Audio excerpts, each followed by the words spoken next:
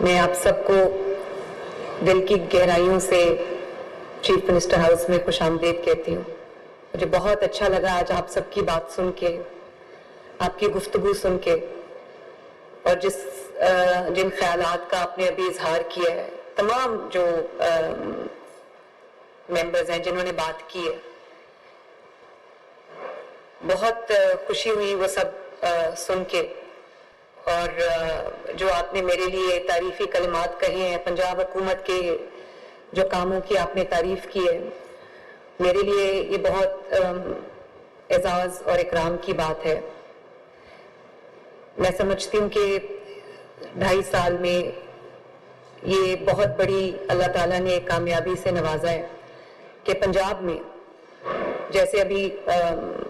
یہ فرما رہے تھے جو ہمارے منسٹر ہیں اروڑا صاحب,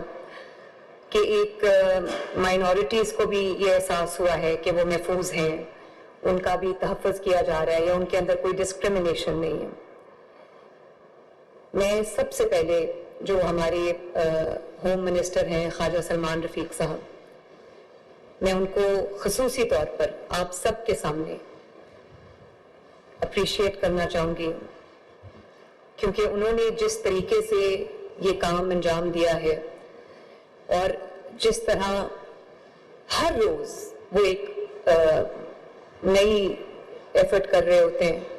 اپنے کام کو, جو ان کی ذمہ داریاں ہیں اس سے آگے بڑھ کر ہی اپنا کام کر رہے ہیں, محنت سے کر رہے ہیں, بہت ڈیلیجنس سے کر رہے ہیں, اور بہت وقت دیتے ہیں. اور یقین مانیں مجھ پر بھی ہر روز ان کی نئی نئی خوبیاں جو ہیں وہ کھلتی ہیں. تو اتنا تحمل مزاج انسان, اتنا صلح جو انسان, اتنا مطلب تہذیب والا انسان شاید میں نے کم ہی دیکھا ہے. اور پتہ نہیں یہ سوتے کس وقت ہیں, آرام کس وقت کرتے ہیں, سارا وقت یہ اپنی فیلڈ میں ہوتے ہیں اپنے, اور سب کو ساتھ لے کے چلتے ہیں. تو جتنی بھی میں سلمان بھائی کی تعریف کروں اتنا کم ہے. میرا خیال ہے کہ ان کے کام میں اللہ تعالیٰ نے برکت ڈالی ہے, تبھی ہم اس کامیابی سے ہمکنار ہوئے. اور اس کے ساتھ ساتھ بلال یاسین صاحب, اور جو شافی حسین صاحب, جو ہمارے آئی جی صاحب ہیں, ہوم سیکرٹری صاحب ہیں, انہوں نے جس محنت کے ساتھ, جس دل جمی کے ساتھ انہوں نے کام کیا ہے. تو یہ ابھی مولانا صاحب نے جو بات کی کہ میں بڑی خوش قسمت ہوں کہ مجھے ایسے لوگوں کا ساتھ ملا ہے جو سنسیئرٹی کے ساتھ اور محنت کے ساتھ اپنے کام کو سر انجام دیتے ہیں. اور خصوصی طور پہ جو ہمارے سیکرٹری ہوم ہیں, تو انہوں نے جس طرح سے, جس مائنیوٹس ڈیٹیلز پہ انہوں نے جا کے کام کیا. آج ان سے میں پریزن جو ہمارے جیل ریفارمز ہیں,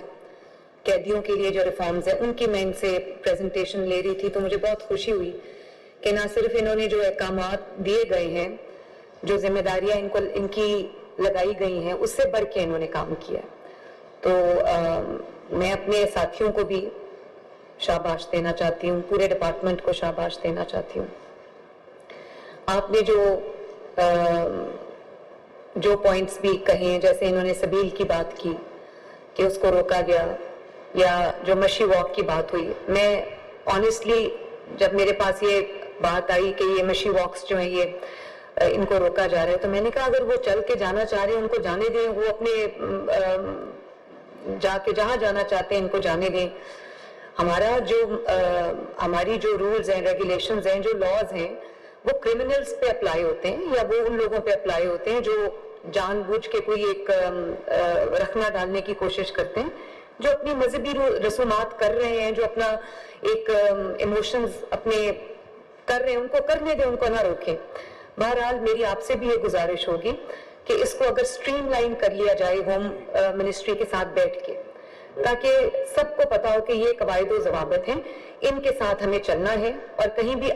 کوئی وائلیشن نہ ہو. اب وائلیشن کا مطلب کوئی مذہبی تفریق نہیں ہے, وائلیشن کا جو روکنے کا مقصد ہے وہ آپ کی اپنی سیفٹی ہے, آپ کی اپنی سیکیورٹی ہے. اس کی وجہ یہ ہے کہ جو چیز تو ہمارے ساتھ آپ نے طے کی ہوئی ہے, یا حکومت کے ساتھ آپ نے طے کی ہوئی ہے, یا ہوم سیکرٹری کے ساتھ آپ نے, ہوم منسٹر کے ساتھ طے کی ہوئی ہے, اس میں تو ہم ذمہ داری اٹھا سکتے ہیں. ہمیں پتا ہے کہ وہ روٹ ڈیفائنڈ ہے, وہ وقت ڈیفائنڈ ہے, اس پہ ہماری جو ہم نے اپنا پورا جو بھی پریکاشنز لینے وہ ہم نے لیے ہیں. تو جیسے آئی جی صاحب نے یہاں پر تشریف رکھتے ہیں، انہوں نے بھی ان کی پوری ٹیم میں، چاہے وہ یہ آئی جی صاحب کی اپنی ٹیم ہو جو ان کی ڈسٹرکٹس میں ان کی ڈویژنز میں فارمیشنز ہیں، جس میں ان کے شامل ہیں تمام آر پی اوز شامل ہیں، سی پی اوز شامل ہیں، لاہور کے سی سی پی او ہیں، ڈی آئی جیز ہیں، ہمارے ڈی پی اوز شامل ہیں. انہوں نے بہت محنت سے کام کیا ہے. اور اس گرمی کے موسم میں 16 گھنٹے 18 گھنٹے ڈیوٹی کرنا کوئی آسان کام نہیں ہے. اور آئی جی صاحب یہاں پہ تشریف رکھتے ہیں، میں نے ان کو شاباش بھی دی ہے. ایک ایس ایچ او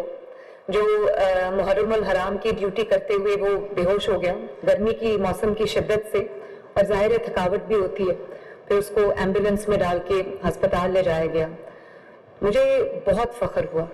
کہ میرے اپنے جو لوگ ہیں ماشاءاللہ وردی میں ملبوس ہیں، اپنی ذمہ داری کا احساس ہے، ان کو فرض شناسی ہے، محنت سے کام کر رہے ہیں. تو یہ سب کی ایک جوائنٹ ایفرٹ ہے جس کی وجہ سے اللہ کا کرم ہے کہ آج ہم یہاں پر خوش بیٹھے. تو آپ لوگ صرف علماء کرام نہیں ہیں، صرف نیشنل ایکشن پلان کے تحت جو صوبائی پیغام امن کمیٹی ہے صرف اس کے ممبران نہیں ہیں. آپ کا تعلق ہر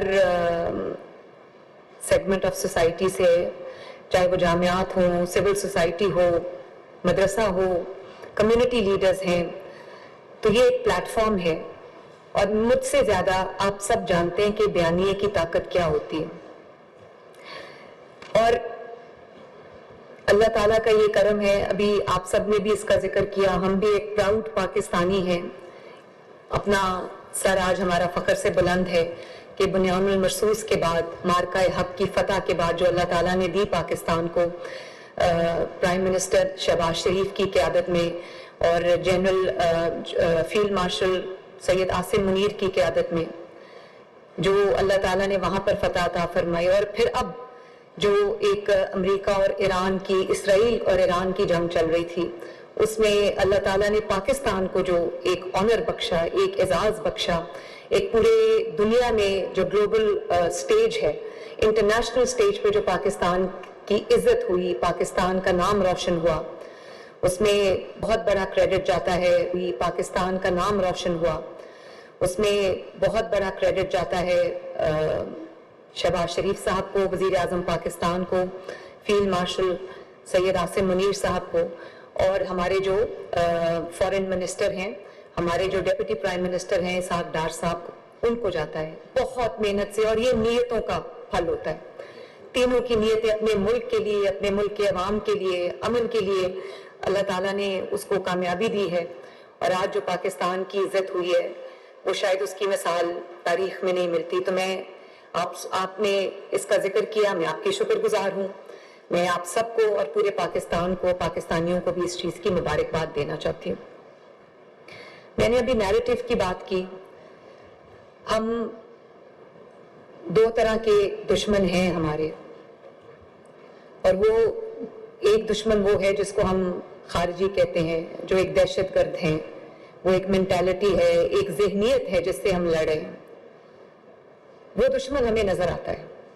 اس دشمن کا جواب دینا بھی ریلیٹیولی آسان ہے. لیکن ایک اور دشمن ہے جس کا بھی مجھے بطور وزیر اعلیٰ جو اللہ تعالیٰ نے ذمہ داری رکھی ہے مجھ پر، اور آپ جن کے پاس محراب ہے، جن کے پاس ممبر ہے، جن کے پاس مائک ہے، جن کے پاس گلی گلی کی ایکسس ہے، جن کے پاس ذہنوں کی ایکسس ہے، ذہن سازی کی ایکسس ہے، اس کا مقابلہ ہم دونوں نے مل کر کرنا ہے اور ایک ٹیم کے طور پہ کرنا ہے، جس کا ذکر ابھی مجھے بڑی خوشی ہوئی کہ یہ ذکر مولانا صاحب نے کیا بھی. اور وہ دشمن نظر نہیں آتا. وہ دشمن وہ ہے جو ہماری سوسائٹی میں، ہمارے گلیوں میں، محلوں میں، گھروں میں، ہمارے ذہنوں میں اتر چکا ہے، سرایت کر چکا ہے. ابھی سرگودا میں ایک واقعہ ہوا جو دل ہلا دینے والا واقعہ تھا کہ ایک چھوٹی سی 6-7 سال کی بچی، 8 سال کی بچی، وہ گھر سے کوئی سامان لینے کے لیے نکلی. اس کے ہاتھ میں 50 کا ایک نوٹ تھا، اور اس بچی کی بے حرمتی ہوئی. اور نہ صرف یہ کہ اس کی بے حرمتی ہوئی، اب 6 سال کی بچی ہے، 7 سال کی بچی ہے،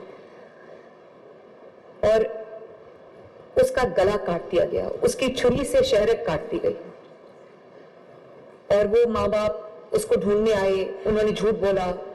اور حالانکہ وہ تیسری منزل پہ جہاں پہ وہ دکاندار رہتا تھا, اس نے اس کو مار کے اس کا گلا کاٹ کے اس کو ایک کونے میں پھینک دیا اور اس کے اوپر سامان رکھ دیا تاکہ وہ پہچانی نہ جائے.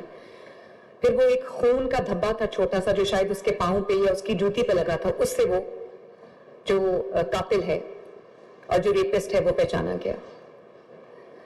تو اس طرح کے جو واقعات ہیں جہاں پہ کسی خاتون کی بے حرمتی کا واقعہ ہوتا ہے یا کسی بچے کے ساتھ زیادتی ہوتی ہے یا کہیں بھی کوئی اس طرح کا واقعہ ہوتا ہے, درندگی کا واقعہ ہوتا ہے, یا کوئی سڑک کے اوپر یا کسی محلے میں کسی بازار میں اگر کوئی ایسی حرکت کی جاتی ہے, میں فوراً اس کا نوٹس لیتی ہوں. اور نہ صرف یہ کہ نوٹس لیتی ہوں بلکہ میں جتنے بھی ہمارے قانون نافذ کرنے والے ادارے ہیں ان کے لٹرلی ان کے سر پہ سوار ہو جاتی ہوں جب تک وہ ملزمان گرفتار نہیں ہوتے, جب تک وہ ملزمان جو ہیں وہ ان کو ایپریہینڈ نہیں کیا جاتا. اور یہ جان کے آپ کو خوشی ہوگی کہ پنجاب میں کرائم کا ریٹ بہت نیچے آ گیا ہے. میرے لیے بہت شکر کی بات ہے. بہت لوگ اس میں بڑھ چڑھ کے باتیں بھی کرتے ہیں,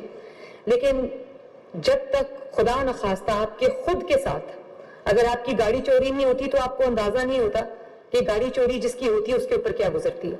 خدا نخواستہ آپ اپنے گھر میں سوئے ہیں اور آپ کے گھر میں کوئی چور ڈاکو گھس آتے ہیں اور وہ آپ کے گھر کا سامان بھی لوٹتے ہیں, آپ کی خواتین کی بے حرمتی بھی کرتے ہیں خدا نخواستہ, تو اس وقت آپ کی کیا فیلنگ ہوتی ہے؟ وہ آپ دور بیٹھ کے بھاشن دینا اور باتیں کرنا بہت آسان ہے.